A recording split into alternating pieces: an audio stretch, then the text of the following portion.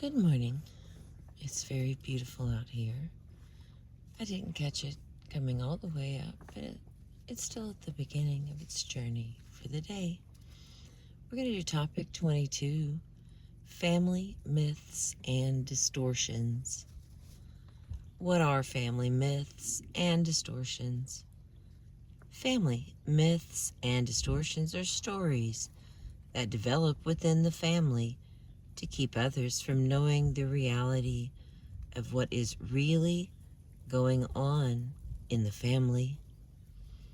These myths and distortions are used, for example, to hide abuse, cover up specific information about relationships within the family, and make the family look good to others. Sometimes these myths and distortions have been going on for so long and have so much power that people within the family forget that they are not real. These family stories often keep women from seeing themselves and their relationships as they really are. You sometimes may find yourself perpetuating the myths and distortions you grew up with. In this topic, you will take a close look at the family that raised you. Seeing that family as it really was will help you see yourself and your current relationships more honestly. The next part, taking a closer look. To begin the process of seeing your family as it really is or was, it helps to take a look at the family from the vantage point of what you think an outsider probably thought. Someone outside of Marcy's family might have said the following. When Marcy was a child, she lived in a suburban community on the outskirts of a large city. Her family consisted, excuse me, her family consisted of her father, mother, her mother's sister. Okay, let me read that with the proper grammar. Her family consisted of her father, mother, her mother's sister, an older sister, and a younger sister. It was a tight-knit family that enjoyed being together and working together. Her father was highly regarded because he was a deacon in the church and volunteered at the local hospital, and because he had taken in his wife's sister, who had a hard time learning. Her mother was easygoing and hardworking. She worked nights in a nursing home. The aunt took care of the children.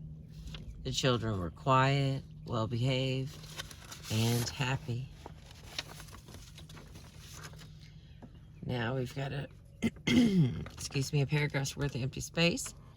Describe your family as if you were seeing it as someone else who lived in your community. There's a space there for you to do that. And writing it out with your hand really makes a lot of difference. However, the way Marcy's family was seen by others in the community was vastly different from the reality of the family. Marcy's father had a previous family with 2 sons and 2 daughters that few people knew anything about. He was not allowed any contact with the daughters because he had been convicted of molesting both of them. He had escaped a prison sentence through a mistake in the court system. He was having a sexual relationship with the aunt while Marcy's mother worked at the nursing home. Marcy's mother and the children knew of this relationship, but they were instructed not to mention it to anyone. Her mother felt she couldn't get along without her husband. The father was also having sex with 2 of his daughters. The aunt controlled all the activities of the daughters and resented their relationship with their father, often verbally and physically abusing them. One daughter became very obese. Another developed severe anorexia. And the third has gone through years of counseling that have given her the strength she needed to leave her family and build a life for herself that is built on reality. If you had written the true story of your family when you were a child and anyone in your family saw it, you might have gotten into serious trouble. You might have risked serious abuse. But now you are an adult and you are safe. Of course, when you write the true story of your family, you may still feel very uncomfortable and frightened. If this exercise feels too uncomfortable or frightening, either write just a line or two, or you can skip it.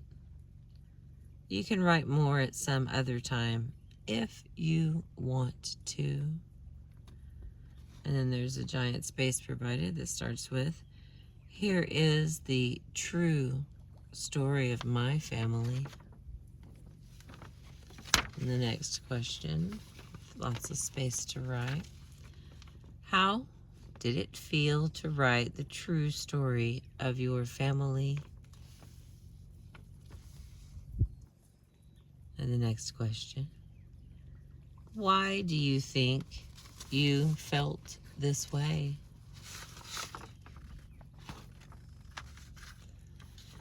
Okay, the next part is uncovering and debunking your family's myths and distortions. Excuse me.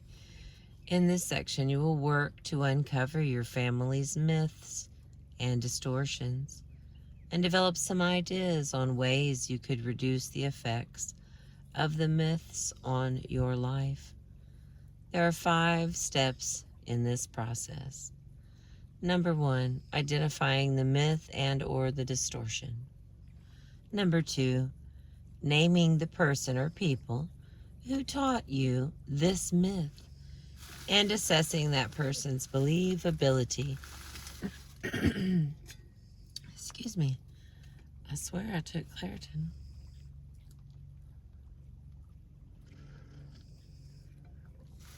All right, let's try some more. Number 3, thinking about the purpose of the myth or the distortion and who or what it was meant to protect. Number 4, considering how this myth or distortion has affected your life. What have you done or what can you do to reduce the effects of this myth or distortion on your life?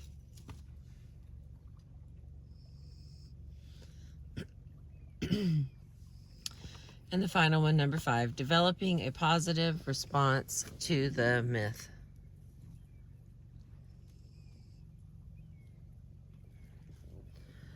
All right, so number 1, identifying the myth or the distortion.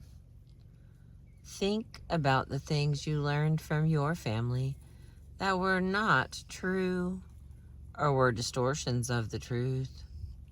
List the myths and distortions that you uncover. For instance, the myths or distortions Marcy discovered included, I have a normal family. I am only good for sex and for working around the house. Women are second-class citizens. Men are more important than women. Dad is a great guy and knows best. List your family's myths and distortions. Okay. Later, you will look at these myths by using the 5-step method. First, here's how Marcy completed steps 2 through 5 for her first myth, that I have a normal family. Number 2, who taught you this myth? My father, mother, and aunt. How believable are these people based on what you know about them?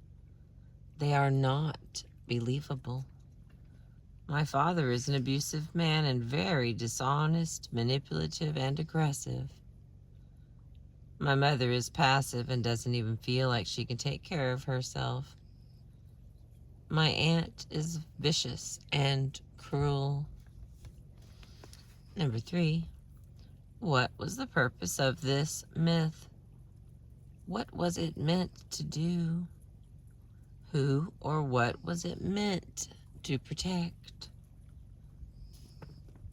This myth was meant to keep the dysfunction and abuse from public view and to protect my father from being prosecuted for ongoing abuse. Number 4, how has this myth or distortion affected your life? It has distorted my view of family life. I grew up thinking that all families were like mine. I also was unclear about what abuse is. I got into several very abusive relationships. What have you done, or what can you do to reduce the effects of this myth or distortion on your life? I have been in counseling for many years. I have also been part of positive family activities and celebrations through a new relationship. This has given me new insight into the realities of family life. And number 5, develop a positive response to this myth. My family was very abusive and dysfunctional. Now, through counseling and participation in positive family activities with my partner, I have developed clarity regarding normal family life. Use the following spaces to fill in your responses to the questions. You can look at as many or as few myths or distortions as you feel comfortable doing at this time. If you want to, you can return to this section at another time. Myth number 1, and then who taught you this myth? Okay, let's turn to this page. I'm going to run through number 2 because it's all on one page that way. Okay. Oh my goodness, I'm like totally blind. Okay, there we go.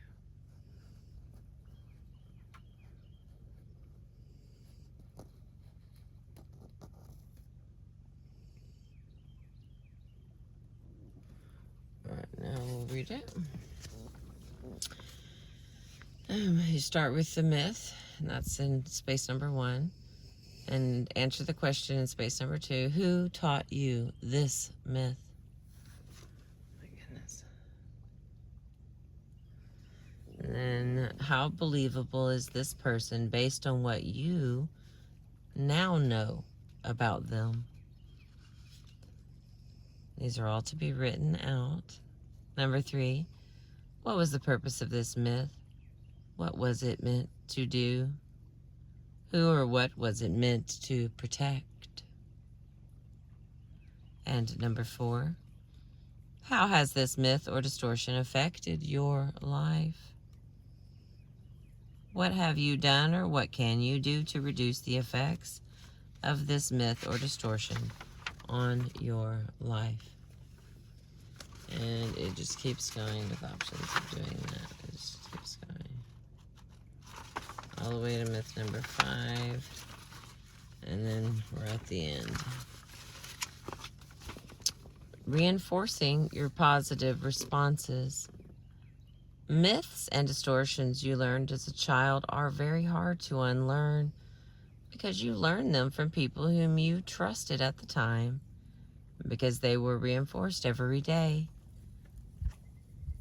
Time, creativity, and persistence are needed to permanently change these myths and distortions to the positive responses you developed in step 5 of the preceding exercise.